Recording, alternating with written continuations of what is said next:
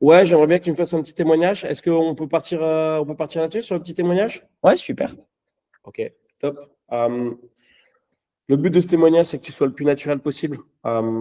D'accord? Pas de pression. Dis Ok. vraiment ce que tu penses, ce que tu ressens. De toute façon, moi, j'aime bien faire des témoignages où, genre, voilà, faut que ça sonne vrai parce que je veux pas que tu dises des faux trucs ou pas pour me faire Non, non, plaisir. mais de toute façon, Vraiment, j'ai jamais dit de faux trucs. ouais, ouais. Je sais ce Dis, que c'est, t'inquiète. dis vraiment ce que tu penses et tout. Et de toute façon, voilà, moi, je te remercie déjà.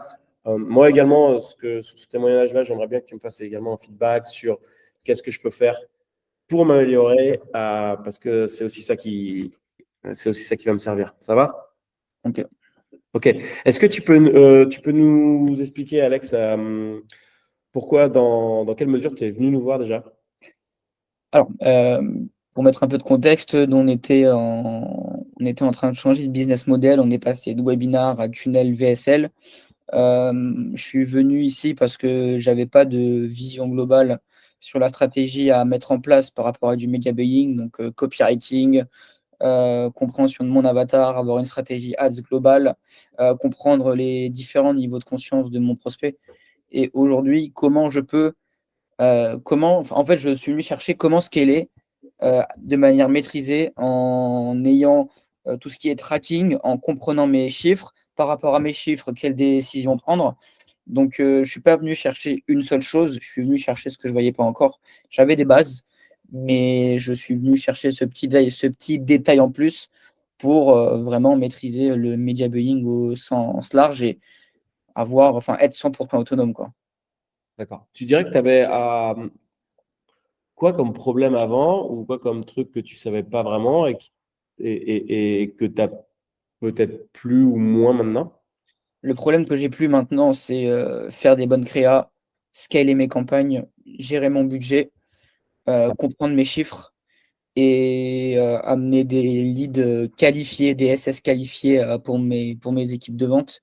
Et le problème que j'avais avant, c'était de la déperdition, heu, des prospects qui étaient pas forcément qualifiés en call, Ouais. des touristes. Je faisais toujours les mêmes choses et j'ai espéré avoir des résultats différents.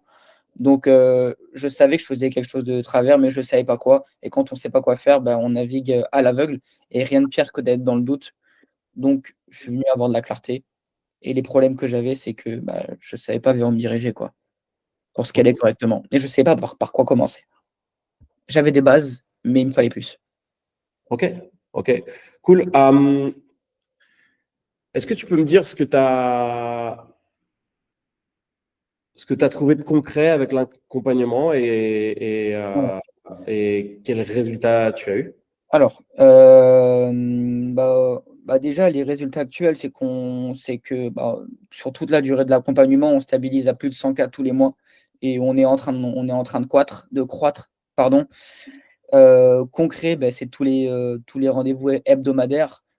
La ponctualité, je suis à cheval dessus et tu as toujours été ponctuel, tu as toujours été carré, tu as toujours été factuel par rapport aux chiffres et c'est vraiment la qualité que je voulais rechercher parce que des gens beaucoup de personnes naviguent à l'instinct, toi tu navigues aux chiffres, tu mets tout à plat et tu dis par rapport à ces chiffres, voici ce que tu dois faire, voici vers où tu dois aller et on ne se focalise pas sur les petits détails, sur les micro détails, mais plus sur le macro sur qu'est-ce que toi aujourd'hui, en tant que CEO, tu devrais regarder par rapport aux chiffres qu'on a là.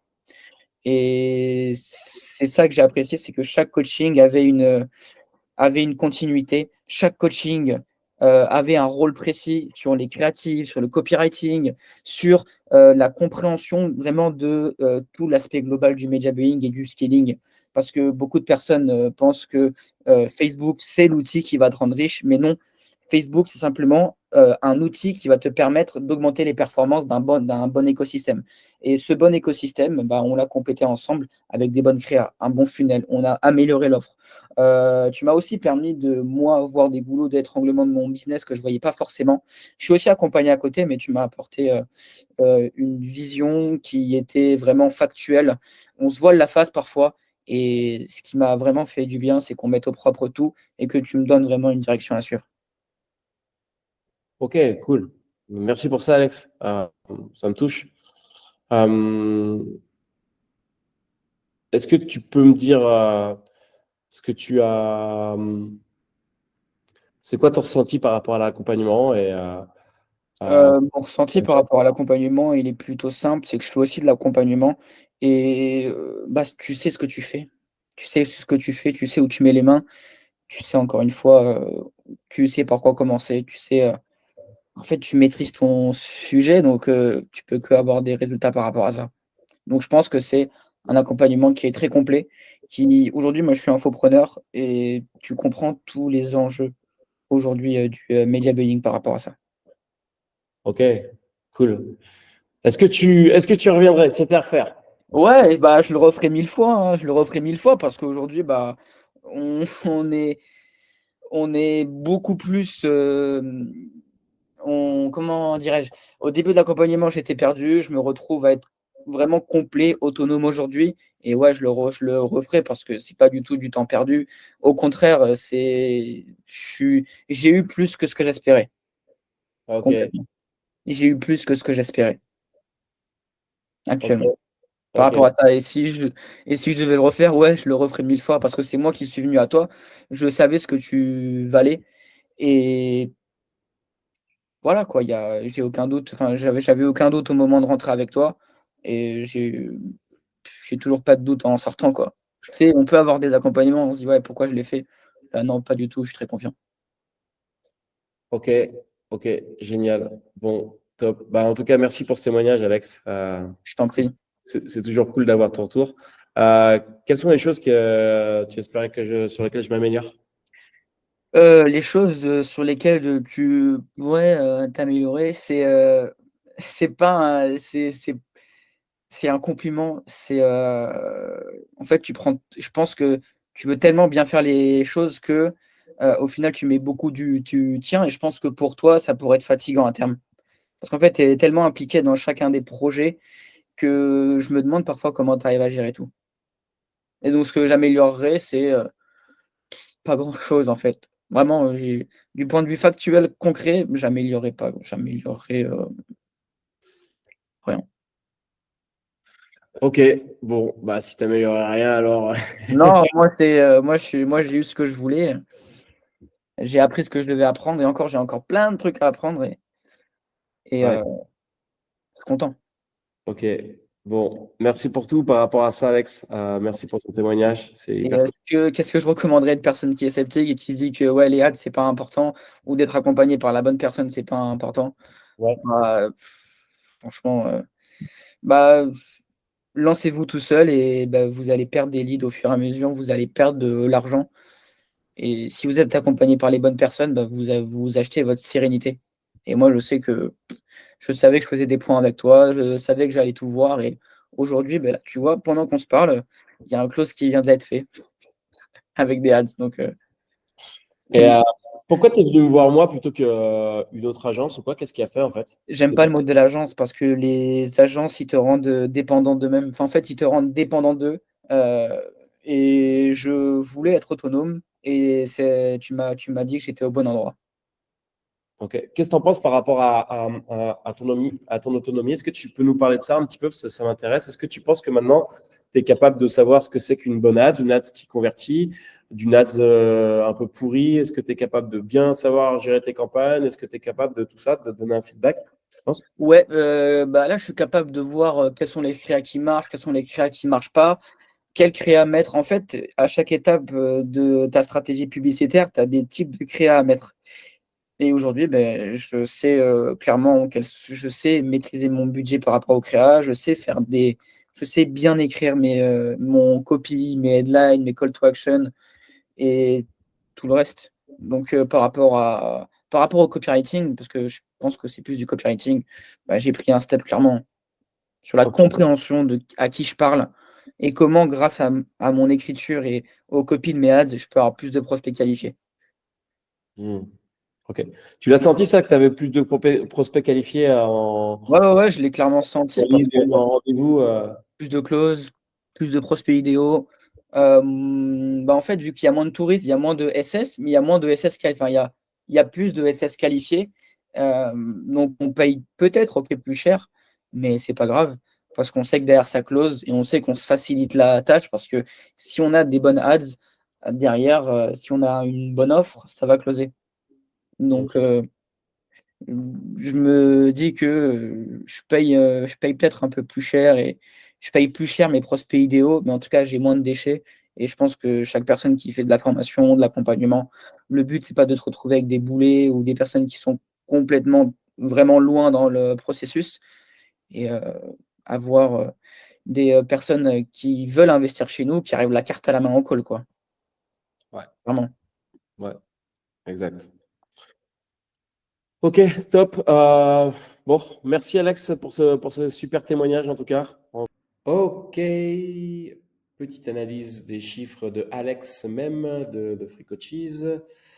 On est le 19 mars, il est 16h53, on a fini l'accompagnement. Là, c'était la dernière séance pendant les 3 mois. Et donc, il est arrivé mi-décembre et là, on a fait janvier, février et début mars ensemble. Je voulais vous montrer un peu la progression qu'on a eue sur les 3 mois à partir du moment où il est arrivé et à partir de maintenant. Je n'ai pas mis mars là, mais en mars c'est encore mieux. En tout cas, on n'a pas fini le mois, mais c'était très très bien parti. Ok, moi ce que j'aime bien voir et ce qu'il faut voir, est-ce que les médias buyers et les agences ne voient pas généralement, c'est la marge et les profits. D'accord? Moi, c'est ma seule métrique d'optimisation. On est passé de 30 à 80 à 90 000. Donc là, sur les 3 mois. Ok, donc là-dessus, déjà, on a fait une marge multipliée par 3. Quand je parle de marge, attention, je parle de G2 moins B2. G2 moins B2, c'est le CA c'est le CA facturé moins le budget publicitaire. Ok. Donc, on a largement son coût de livraison n'a pas augmenté. Donc, en fait, c'est la même proportion au coût de livraison. Donc, voilà, on a fait x3 au niveau de la marge. Donc, c'est pour ça qu'il nous a fait le témoignage que vous pouvez regarder, que je vous mettrai en copie également. Donc, je pense qu'il était très content par rapport à ça. On voit qu'au niveau du chiffre d'affaires facturé, forcément, on fait du x3 également. Et en CA collecté, on garde un taux de collecte qui est aux alentours de 30%. Alors, qu'est-ce qui s'est passé? Qu'est-ce qu'on a fait? On a mis en place la fameuse stratégie Ads to Nurturing. Cette fameuse stratégie de Ads to Nurturing a fait plusieurs choses et c'est ce qu'on peut voir, c'est assez intéressant. C'est que on a un coût par SS qui a augmenté, qui a même bien augmenté. Pourquoi? Parce qu'en fait, les Ads to Nurturing, ça va vous permettre de cibler les meilleurs prospects en donnant vraiment de la valeur et beaucoup de valeur à des meilleurs prospects. Ces meilleurs prospects, il va y en avoir moins, d'accord? Et ça va être plus cher de les avoir.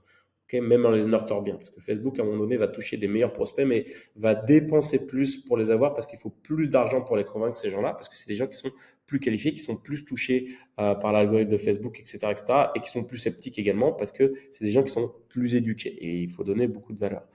Euh, par contre, en sélectionnant les meilleurs prospects, d'accord, on voit que même si notre coût par SS a quasiment doublé, pas doublé tout à fait, on voit qu'on arrive à obtenir le même coût d'acquisition à peu près. C'est-à-dire qu'on a quasiment 2 fois plus de SS, d'accord, mais on a 3 fois plus de ventes. Et c'est ça qu'il faut retenir, c'est qu'on n'a pas beaucoup plus de SS.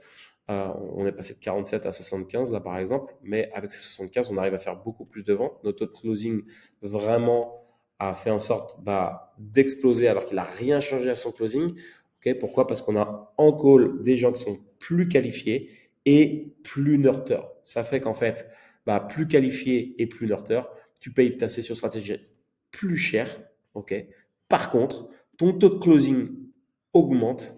Okay. Et derrière, ça nous a permis également de bien augmenter son budget publicitaire. Là, par exemple, rien que sur cette période-là, le premier mois, on n'a rien fait. C'est-à-dire que les 15 premiers jours, c'était le setup, la mise en place, création d'ads, etc., etc. Donc, en gros, on a quasiment rien fait qui a eu de l'impact sur ces résultats publicitaires. Mais à partir du 2 janvier, on a pu mettre fin décembre, on a commencé à mettre les campagnes en place. Et à partir de janvier, on a commencé à envoyer du budget publicitaire. Donc, on a multiplié par 3. Et là, en mars, on a encore multiplié par 2 son budget publicitaire parce qu'on voyait qu'on avait des retours sur investissement qui tenaient la route. voire plus que ce qui tenait la route, c'est-à-dire vraiment des bons retours sur investissement, alors que normalement, quand vous augmentez les budgets publicitaires ici, vous pouvez voir normalement une diminution du retour sur investissement. Alors que là, c'est pas le cas, vu qu'on a largement augmenté en qualification des prospects. Voilà pour cette petite analyse des chiffres. Ça, en fait, c'est juste son acquisition, d'accord? Ça ne prend pas en considération ses upsells. Ces upsells, j'en parle même pas parce que c'est quasiment pas mon rôle d'aider sur les upsells. On aide sur l'offre, comment faire une bonne offre d'upsell, etc., etc. Mais lui, il a fait énormément. Ils ont fait également beaucoup d'argent sur les upsells. Donc, en fait, ça, c'est pas le chiffre d'affaires global qu'ils ont fait. Ils ont fait beaucoup plus que ça.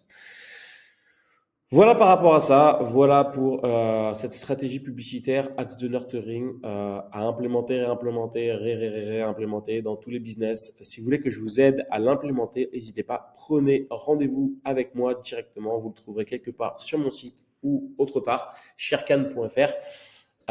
Et je vous dis à très vite, salut.